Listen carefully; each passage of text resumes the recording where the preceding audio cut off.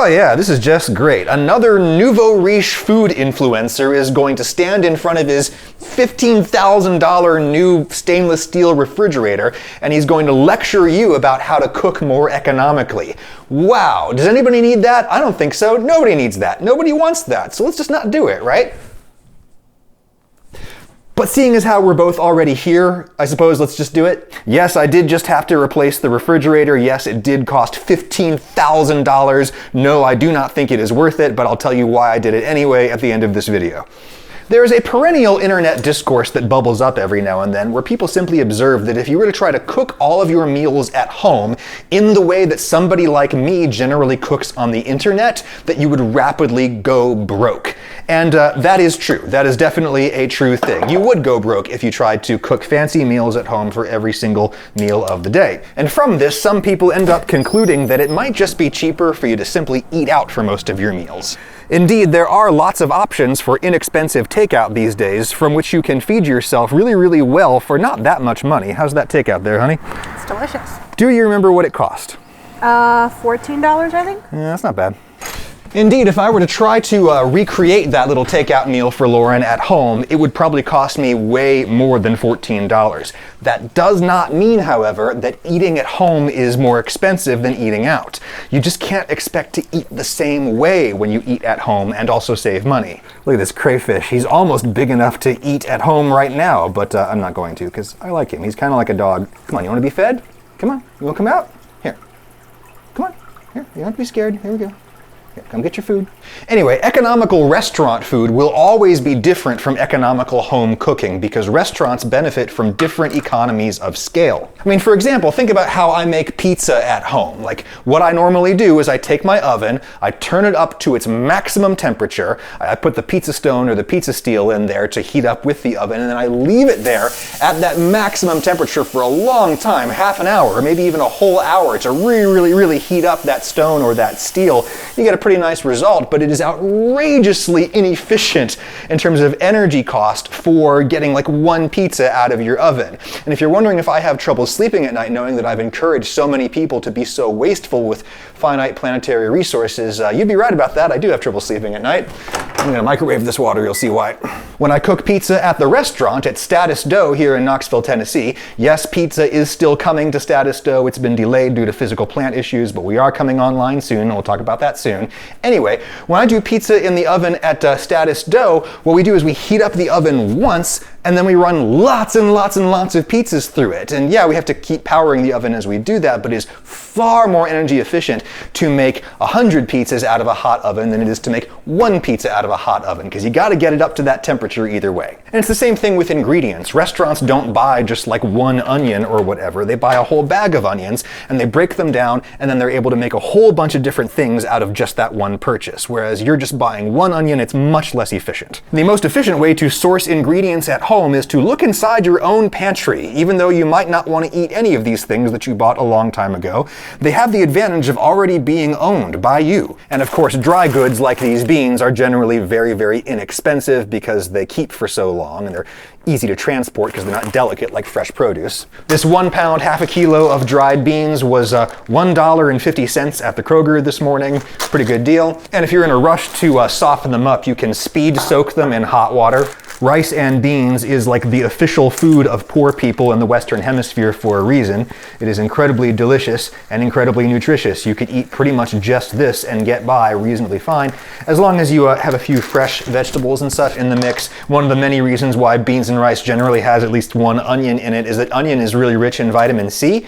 Vitamin C is like the most delicate of the big vitamins that you can think of, like chemically delicate. It breaks down a lot, and so dried goods that even started off having lots of vitamin C tend to not have vitamin C by the time you rehydrate them and cook them and eat them, whereas fresh things usually have a good supply of still intact vitamin C, and that's why we're going to put the onion here. If you're allergic to onion, red pepper, great source of vitamin C that you can also put in beans. To benefit from economies of scale at home, you can't expect to make a different exciting meal every single day. You got to make a whole lot of one thing and then eat that for several days before moving on to the other thing. And that creates a a new hazard or a new risk that people throughout human history have had to deal with, which is that when you're eating only one thing at a time for long stretches of time, it makes it all the more likely that you're gonna not get all of your vitamins and minerals and stuff, because you generally need to eat a variety of foods to make sure that you have all of your nutritional bases covered. The odds are, if you're within the sound of my voice right now, you live in a country where you've probably never even met a person who had rickets or scurvy or something like that. There's a reason for that. It's because we've nearly eradicated major nutritional deficiency diseases in the developed world, significantly through having everybody have such a varied diet with lots of different things. Even if you eat crappy food, if you eat lots of different kinds of crappy food, especially ones with like artificially enriched flours and stuff, which for some reason are getting a bad rap these days, but they provide you with nutrients that keep you from getting rickets, right? Even if you eat a large variety of prepackaged foods, you're probably still going to get most of your nutritional needs basically met to the point where you're not going to get a serious nutritional deficiency disease. If you're eating one food at a time for many days at a time, you have to be a little bit more intentional about making sure that you get your vitamins. Oh look, the beans have already swollen up a whole lot. Look at that.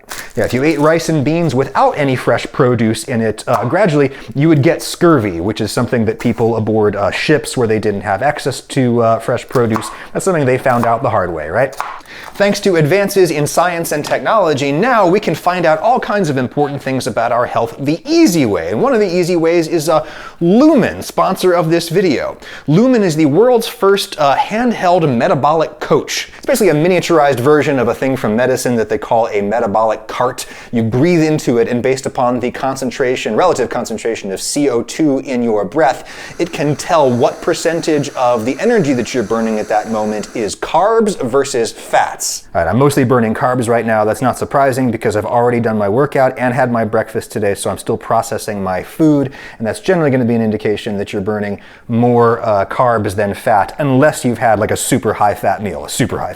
Now, if you do these little tests regularly, the Lumen app here will figure out a personalized nutrition and workout plan for you to help you reach whatever your fitness goals are. Also can help you to increase what they call your metabolic flexibility, that is your ability to go in between fats versus carbs as a food source. There's some evidence indicating that people with more metabolic flexibility are less likely to get certain metabolic diseases like type 2 diabetes. But to me, the main benefit of the Lumen is it's kind of a gamified way for me to keep myself honest about my night snacking. Like, I eat pretty nutritiously during the day. At night I go crazy and I eat whole sleeves full of brand name redacted. It's not good.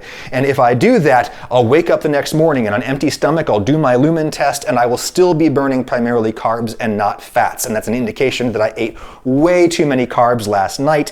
And because I don't want that to happen, like I don't want to see myself get my bad score on my Lumen in the morning, that provides me with some extra motivation to not eat the cookies. So if you want to take your next step to a fitter, healthier version of yourself, go to lumen.me/Ragusia or just click my link below to get 20% off your Lumen. 20% off with my link downstairs. Thank you, Lumen. Anyway, eating cheaply at home. Yes, this whole pound of dried beans was only $1.50 at the grocery store. This onion was also $1.50, which is weird because this is way less food than this is, but this is more expensive because it's fresh food. Fresh food is more expensive, but it's a worthy investment because of the vitamins. It sucks that when you're poor, you have to put more effort and intentionality into what you eat in order to not only afford to eat, but also to be healthy.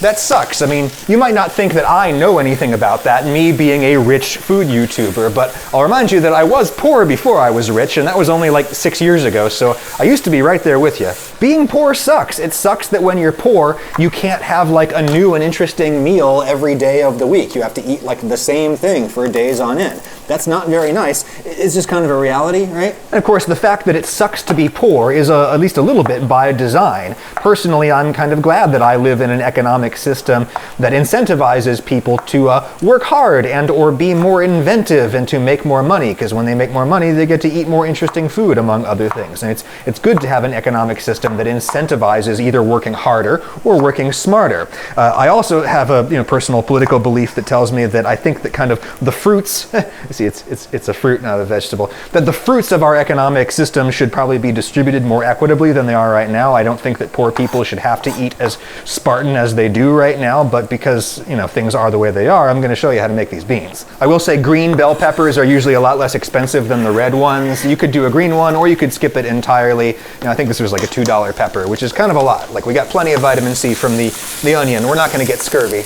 And if you're really poor, I would advise against draining away the bean soak water. I'm just going to pour this directly into the pot because it contains a ton of calories, just you know, sugars from the beans, starches that would otherwise just go down the drain. And if you're trying to like get as much food energy as you can for the dollar, just leave the calories in there. There is some really limited evidence that suggests that throwing away the soak water can lessen the gas and other digestive distress that you might encounter when eating beans. But A, that's really weak evidence. We don't even really know if that's true. And B, not B. I'm bad at indexing. Anyway, and 2, your body, your system will actually adjust to eating this many legumes in time. You will eventually be able to digest them all just fine if you keep at it. That's just plain water in there, by the way, enough to cover the beans. You could use stock, by the way, but we're doing this on the cheap. And plus, this is going to be vegan. And speaking of vegetarians and vegans, think about like the entire Indian subcontinent, right? Like where a lot of people don't eat meat, either for religious reasons or because they just can't afford it. Like, what do they subsist on? Well, beans and lentils and other pulses. Pulse is the term that they use for those kinds of things there. And they get by just fine, and they're not constantly blowing ass over in India. Their systems adjust. Just bring that up to a boil. And of course, beans are a relatively high protein food that's much less expensive than meat, the really high protein food. Why is meat so expensive, even in a country like the United States where the meat industry is subsidized in various indirect and direct ways from the government? And I'm not sure how I feel about that, but even in the United States where meat is super cheap, it's still way more expensive than something like beans. It's because meat is like a secondary product, right? The primary product is the plants that you grow in order to feed the animals that you then grow into meat. You could skip the middleman there and just eat the plants that come out of the ground before you feed them to the animal, and that would be a much more efficient system and also probably a lot more environmentally sustainable. I also have trouble sleeping at night knowing that I've encouraged so much meat eating over the course of my career, but I try to emphasize as I go that meat ought to be regarded as a special treat, not a staple food. Beans are like the ultimate staple food, especially in a modern diet where we generally eat too many carbohydrates and not enough protein. This is still like a lot of carbs, but a lot of protein too. And I will at this stage put in some salt just to get some seasoning penetrating into the center of the bean. But like for my herbs and spices and stuff, which are a lot more expensive, you're gonna get more flavor out of these relative to the amount you put in if you put them in more toward the end. You put them in early, a lot of the flavor kind of boils out as delicious smells, and it's just less efficient use of an expensive product. All right, after a couple hours of simmering, there we are. Use as little water as possible if you want thick beans, but if they're too thin, you can just boil some of the water out right now. Ooh, this looks like it could be a thumbnail. Okay, so when the beans are soft, they're done. Actually, it's good to get them like slightly more soft than you want them because when they cool down, they're going to firm up a little bit, and also we're going to put some acid in here, which is going to have the effect of firming them up, and by that I mean vinegar. White distilled vinegar. This was $2 at Kroger this morning, this entire gallon of it, because it's sold at least as much as a cleaning product as it's sold as a food, but like it's perfectly food grade. And let me tell you, in a heavily spiced dish that's cooked, you really cannot tell the difference of one vinegar to another. I'm sorry. Like, really, you're just tasting the acetic acid, which is the core of what vinegar is. The more subtle flavors that distinguish, like, the finer kinds of vinegar are completely lost on most things other than a salad dressing. White distilled vinegar is completely fine. I would guess a couple of tablespoons, we'll see. Balance it with the sugar. This isn't cheating. If you want something sweeter, you can add sugar. Just like if you want something more umami-y, you add soy sauce. Or if you want something more acidic, you add vinegar or lemon juice. Like, it's just sugar, it's fine. Garlic powder, cumin, oregano, lots of it. Went a little heavy on the sugar even for me, but actually it needs a lot more salt anyways, so that'll balance it out and we should be good. Very serviceable Cuban-style black bean. Cubans have had to make a lot with a little for a number of years now. They're awfully good at it. Now, because I just don't need that many carbohydrates in my diet, I would probably just eat this by itself as like a bean soup. I wouldn't even make rice with it. Beans are about like 2/3 carbs, 1/3 protein in their macronutrient profile, and that's a pretty good set of macros for my particular strength goals. This is when the gym bros point out that beans are deficient in the essential amino acid methionine, and therefore it's not a good complete protein. Well, that is technically true, but as we have discussed on the channel previously, it just probably isn't really a deal in practice, especially not if you're going to eat a lot of beans, as someone doing strength training would be doing if they were trying to get some serious amount of protein from beans. And so, it's all just going to work out in the wash. Also, if you're like a resident of a developed country, and you probably are, it's just you're going to get your methionine elsewhere. It'd be pretty hard not to. So that's like 6 good meals that I can just put into the fridge and then eat for 2 days and be fed for $7 in groceries, I'd say, something like that. Why do I have a $15,000 refrigerator? You remember, you're listening to a man with a $15,000 refrigerator. You probably shouldn't pay attention to a damn thing he says.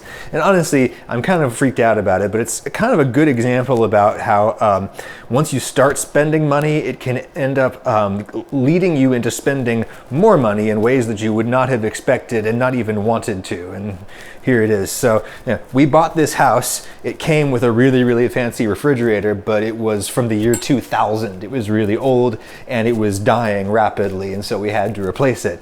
We went to the fancy store that is the only place where you can buy this kind of fancy refrigerator, and we had to go there because like the people who fancied up this house many, many years ago went with this kind of refrigerator, and only this kind of refrigerator is big enough for a cabinet space like this. And so we're kind of like locked into it unless we wanted to bring in a cabinet maker to completely redo all of this. And I just felt like we should just go ahead and replace it. That'd be the easiest thing to do. And there we were, suddenly rationalizing buying a refrigerator that costs more than my first new car. Anyways, that's how this kind of thing can get out of control. Hey, don't feel bad if you're poor. Or, feel bad because being poor sucks, but don't feel bad about yourself because you're poor. It's probably not your fault. A lot of studies been done about rich people versus poor people in terms of their cognitive abilities or self-regulation, that kind of stuff. And there just isn't as big of a difference as you would expect. It's often really, really negligible. It's, we don't have a really equitable economic system in this world, I don't think, and not everybody gets paid what they're worth. I hope I've given you some of what you're worth today in addressing this very common internet topic. Yes, absolutely, cooking at home can be much cheaper than eating out, but you don't get to eat the same stuff. Because being poor sucks. And it sucks that lots of people are poor. And it's a nice refrigerator, but it's not $15,000 nice. A normal refrigerator does all the things that you want a refrigerator to do. In order to convert normal things into luxury things, they generally just add a bunch of stuff that you don't even really want.